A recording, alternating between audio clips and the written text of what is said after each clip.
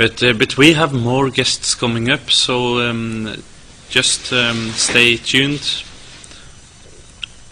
And I really wonder who's next.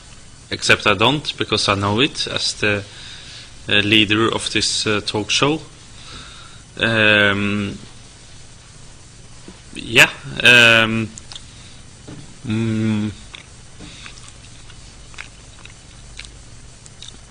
But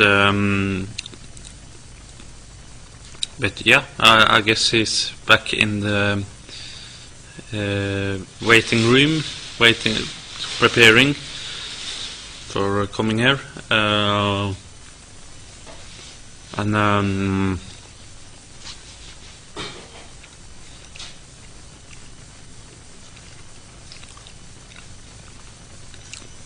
so let's see what will happen.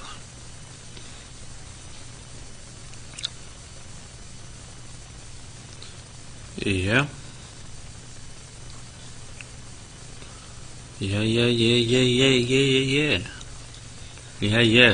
So, I wonder, they say that whales are so intelligent, but if they're so intelligent, why do they always end up at the beach? Like you see this in the newspaper or on TV, but like a tragic thing, a whale stranded on the beach.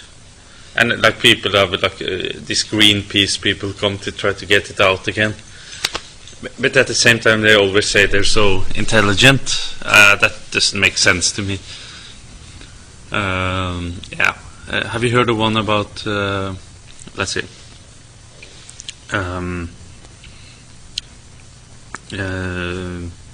Yeah, and remember you can call in to the show if you have any suggestions, anything at all.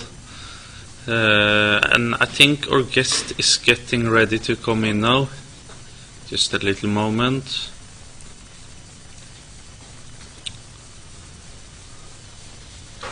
Let's see. This will be very interesting to see.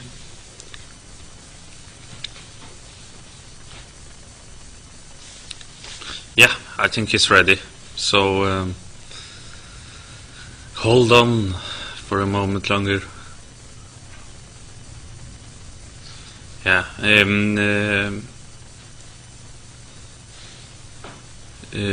So, anyone of you seen this Google Street View thing?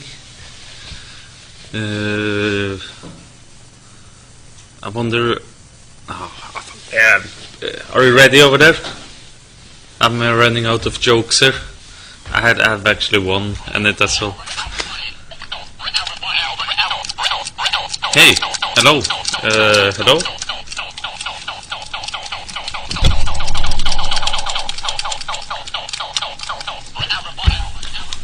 Hi. Hi. What's your name?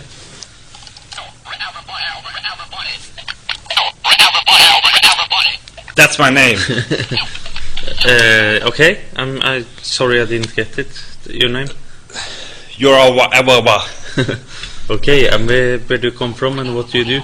I'm from Irania. From Irania? Yeah. And tell more about yourself. What do you do for a living? Well, I'm actually a culture fugitive, you know. Okay. But you know this Iranian revolution from like the 50s. I can't even remember when it was now. Okay. Yeah.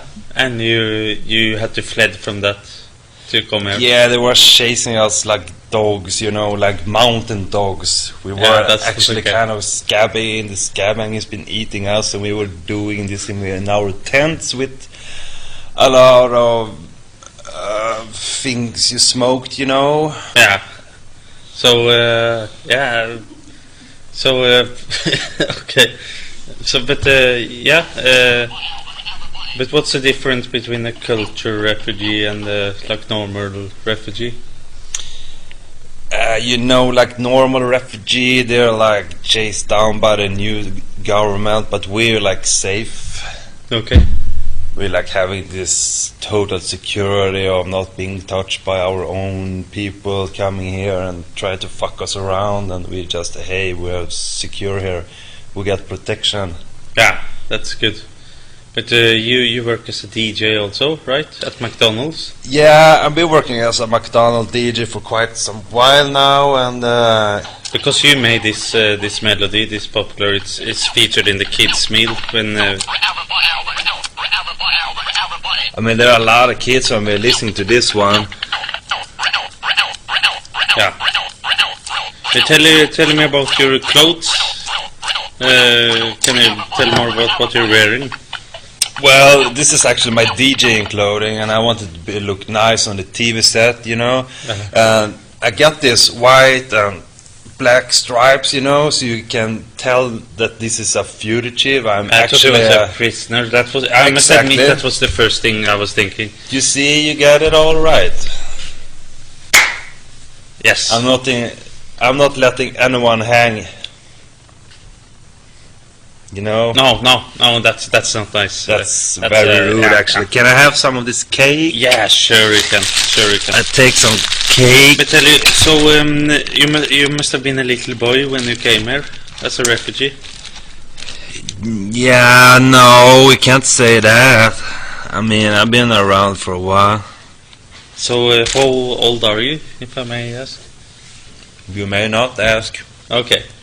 Then we skip that. I know a lot of people are sensitive when it comes to age, and I'm super sensitive. Yeah.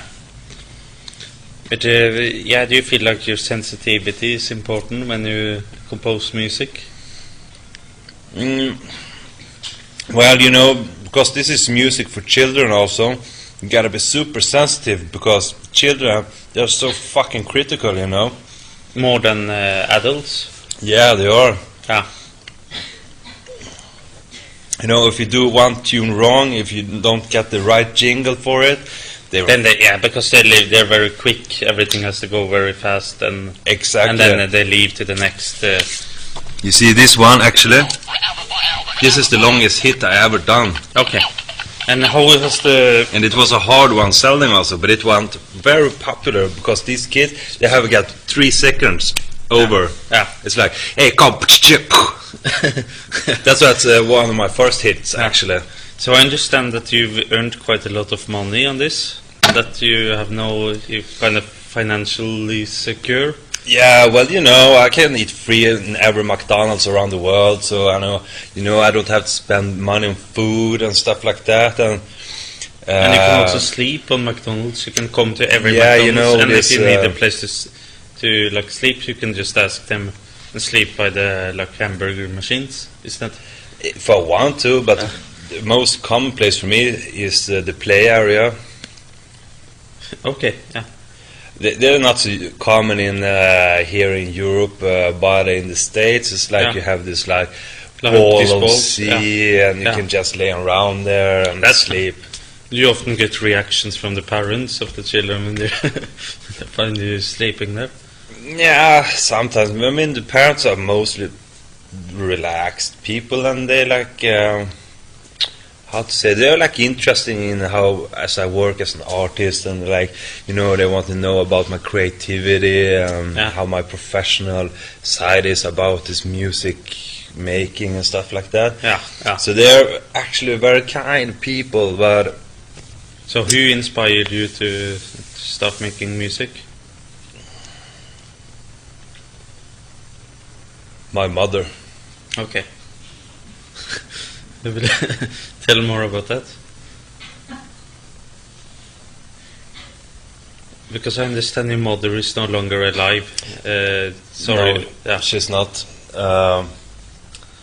When I was a child, very young, when we were living in this cultural revolution that was coming up in Iranian,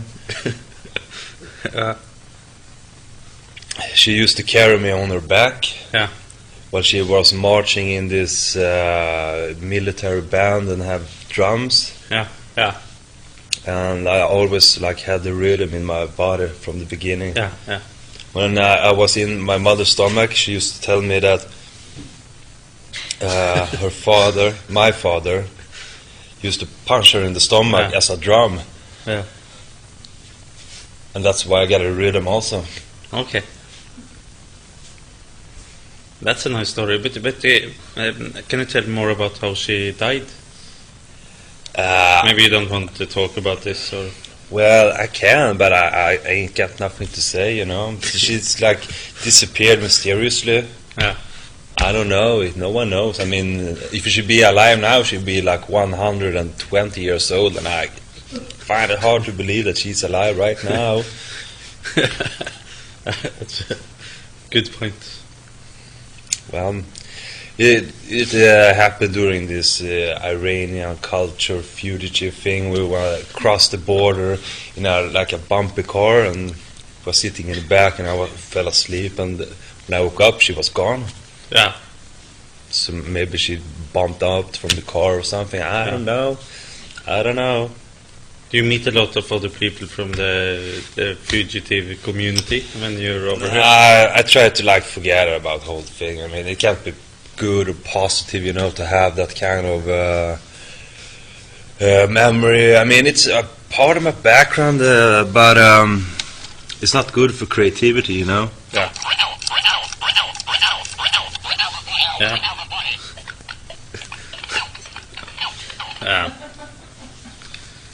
Yeah. Well, you know, I got a split, man. Okay. I got some kids to take care of and some hamburgers to eat. Yeah. Well, it was nice to meet you. Thank you for coming. Thank you, and thank you. Thank you. Word on the street, keep it peace. Yeah.